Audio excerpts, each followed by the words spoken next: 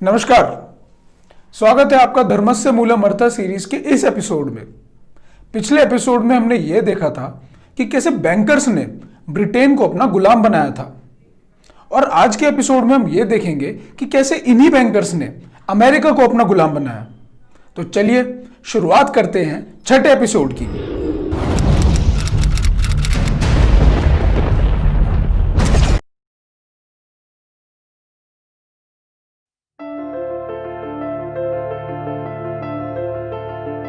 साल 1729 में अमेरिका के अंदर बेंजामिन फ्रैंकलिन नाम का एक 23 साल का नौजवान अपनी प्रिंटिंग प्रेस चलाता था।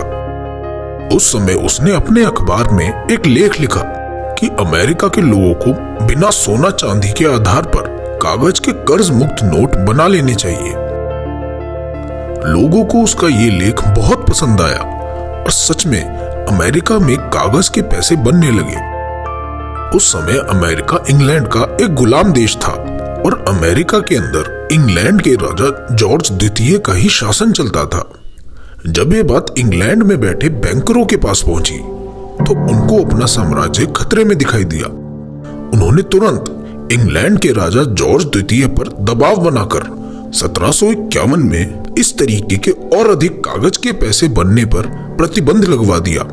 और सिर्फ इतना ही नहीं, 1764 में इस बात पर भी कानून बनवाने की पहल करने लगे कि पहले से छपे हुए कागज के नोट भी बंद कर दिए जाएं। जब ये बात बेंजामिन फ्रैंकलिन को पता लगी तो वह इस कानून को रुकवाने के लिए राजा जॉर्ज द्वितीय से बात करने लंदन चले गए।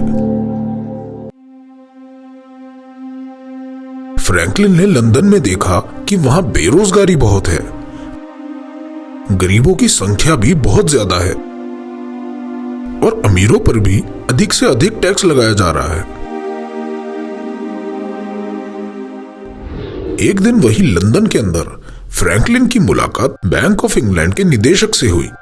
बातचीत करते हुए फ्रैंकलिन ने इंग्लैंड में इतनी गरीबी और बेरोजगारी के बारे में उनसे पूछा तो उसने यह जवाब दे दिया कि इंग्लैंड में मजदूरों की संख्या ज्यादा है।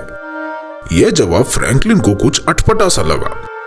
जब बैंक ऑफ इंग्लैंड के निदेशक ने फ्रैंकलिन से अमेरिका के गरीबों का हालचाल पूछा तो फ्रैंकलिन ने जवाब दिया कि हमारे यहाँ तो गरीब है ही नहीं, क्योंकि हम अपने पैसे खुद बनाते हैं और उसे इतनी मात्रा में बनाते हैं कि चीजें आसानी से उत्पादक से ग्राहक तक पहुंच जाती हैं। इस तरह खुद का पैसा बनाकर हम ना सिर्फ उसकी क्रय शक्ति यानी कि परचेसिंग पावर तय करते हैं, बल्कि हमें किसी को कोई ब्याज भी नहीं चुकाना पड़ता।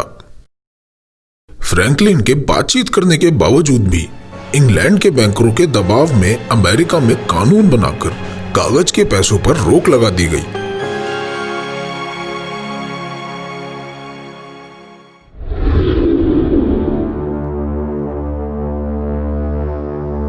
इस कानून के पास होने से अमेरिका में एकाएक गरीबी और बेरोजगारी बढ़ गई और मंदी का दौर आ गया। इन हालातों के चलते परेशान होकर अमेरिका के किसानों ने विद्रोह कर दिया। कई लोगों ने लिखा है कि अमेरिका की आजादी की लड़ाई के पीछे एक मुख्य कारण यह था कि राजा ने उनके पैसे बनाने की आजादी पर रोक लगाकर उन्हें गरीब बना दिया था। आजादी की लड़ाई लड़ते समय भी युद्ध का खर्चा उठाने के लिए अमेरिका के लोगों ने कॉन्टिनेंटल नाम की कागजी मुद्रा जारी की, जिससे उनके पास युद्ध का पर्याप्त खर्चा उठाने के लिए पैसे आ गए और वे ताकतवर हो गए। जिसका परिणाम यह हुआ कि आजादी की लड़ाई में अमेरिका इंग्लैंड से जीत गया और आजाद हो गया। अमेरिका के आजाद हो जाने के बाद अमेरिका के अंदर कॉन्टिनेंटल मुद्रा चलने लगी थी। फिर कुछ समय बाद बैंकर्स ने इसके जैसे दिखने वाले नकली नोट बनाकर इस मुद्रा को सबके सामने बेकार साबित कर दिया था।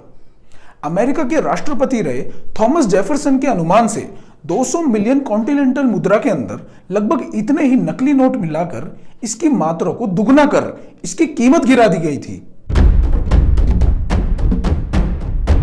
अब अमेरिका राजनीतिक रूप से तो आजाद हो गया था और कुछ हद तक आर्थिक रूप से भी आजाद ही था, लेकिन बैंकर्स अमेरिका के अंदर भी एक केंद्रीय बैंक स्थापित करवाना चाहते थे, क्योंकि बैंकर्स ये समझ गए थे कि अब अमेरिका को डंडे के जोर पर गुलाम बनाना मुश्किल है। इसीलिए अमेरिका की अर्थव्यवस्था पर नियंत्रण करके ही अमेरिका को दोबारा गुलाम बनाया जा सकता है। कॉन्टिनेंटल मुद्रा को षड्यंत्रकारी तरीके से बेकार साबित करने के बाद इन लोगों ने अमेरिका के नेताओं को यह समझाना शुरू किया कि अपना खुद का पैसा बनाने से काम नहीं चलेगा, बल्कि अमेरिका के अंदर भी इंग्लैंड में बने बैंक ऑफ इंग्लैंड की तर्ज पर एक केंद्रीय बैंक बनाना ही पड़ेगा। अपने इस षड्यंत्र में वह कामयाब हुए और अमेरिका के अंदर साल 1791 में पहला केंद्रीय बैंक 20 साल के चार्टर पर स्थापित हो गया। थॉमस जेफरसन 1801 में अमेरिका के राष्ट्रपति बने और 1809 तक राष्ट्रपति रहे। अपने इस कार्यकाल में उन्हें बैंकर्स की यह पूरी व्यवस्था समझ आ गई और वे केंद्रीय बैंक को बंद करवाने के लिए पुरजोर कोशिश करने लगे। इसी बीच केंद्रीय बैंक का 20 साल का चार्टर खत्म हो जाने की वजह से 1811 में केंद्रीय बैंक अपने आप ही बंद हो गया। थॉमस जेफरसन ने एक बार एक बात कही थी, अगर अमेरिका के लोग बैंकों के माध्यम से पैसे का नियंत्रण होने देंगे तो बैंक और उनके आसपास विकसित कॉरपोरेशन पहले महंगाई से, फिर उसके बाद मंदी से लोगों को उनकी सभी संपत्ति से वंचित कर देंगे, जब तक उनके बच्चे उनके पिता के कब्जे वाले महाद्वीप पर बेघर ना हो बैठे।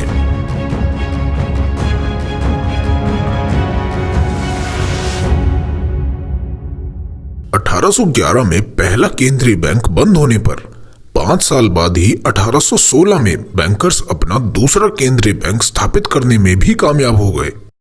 इस बार भी बैंक 20 साल के चार्टर पर बनाया गया। 1829 में अमेरिका के अंदर इलेक्शन हुए और अमेरिका के राष्ट्रपति बने एंड्रयू जैक्सन।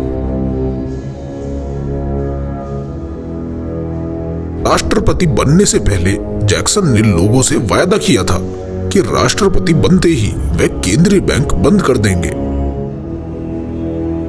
बैंकर्स ने भी अपनी तरफ से पूरी कोशिश की कि उन्हें राष्ट्रपति ना बनने दिया जाए, लेकिन वे सिर्फ एक बार नहीं 2 बार राष्ट्रपति बने। जेफरसन के राष्ट्रपति रहते हुए ही 1836 में बैंक का 20 साल का चार्टर खत्म होने वाला था। इसे देखकर जैक्सन ने चार्टर को आगे बढ़ाने से मना कर दिया।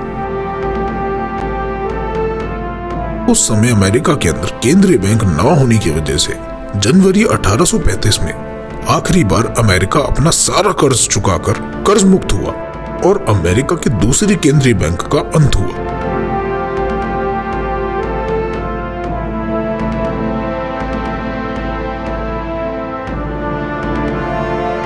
जैक्सन को 2 बार मारने की कोशिश की गई, लेकिन वो बच गए।